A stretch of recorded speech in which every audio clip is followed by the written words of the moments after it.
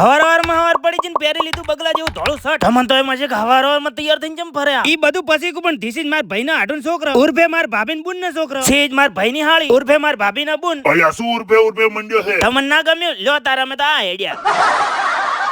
ઘર છોડીને હું આવી રોડ ઉપર. તમે વિચારો એવું કોઈ નથી, આપણે ડીસા જવાનું છે. આઈલા આ તો બાર લબડી ગયો. આપણે ચો એવું કોઈ અભિમાન જક સીટ જ જોવે. ચમ કેવું ભાડા વગર સડ્યો. વર્ષો સુધી રાહ જોવડાયા પછી આઈ ગયા મારા ભટકેલા ભાઈબંધો. હા હવે મોટું માથા તાળ ઓળખી લીધા તમે જ છો. વીટી હાથ જોડો, આબરૂ ના કાઢતો. અમે ચોય છે ભાઈ, તમારા આઈફોન જોઈ લીધા. લો ભાઈ હવે ટાટા ફોન ખોપરી. અલ્યા ટાટો કઈ ઊનું જ નથી પકડાવતો. લે બકા ચેક કરજે ટાટી ને કોની છે. માજા ઇતિહાનું કોઈ નક્કી નહીં.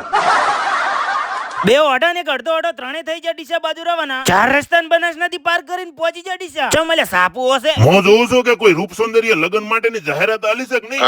એમાં ના હોય તો ઓલો ન્યાસે સાપુ પડી ગયો એમાં તો વળી હોય તો રખડતા ભટકતા આવી જાય અમે પકોડી ખાવા. અલે આ શું કર્યું? પકોડી ના પૈસા તું હાલતો હોય તો કહું. અરે એ તો હું એમ કહેતો હતો કે ભાઈ પકોડી હારી બનાવે છે. ખોટું ઉડતું લેવું.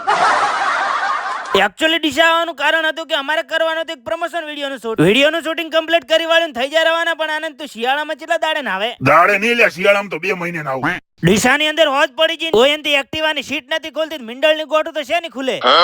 અલ્યા હટ ખોલી દો ને કે ઇતિયો ઉભા વગડે ક્યાં તો પડશે. ના એટલે હું હવે ઘરની વાતો કોઈ ના કરું. ડીસાથી થઈ ગયા ઘર બાજુ રવાના, ઘરે પોકતા સુધી થઈ ગયું વધારું. લ્યો મારી ભૂલ થી હોય તો માફ કરજો ને તમારી ભૂલને હું દાઢમાં રાખ્યું.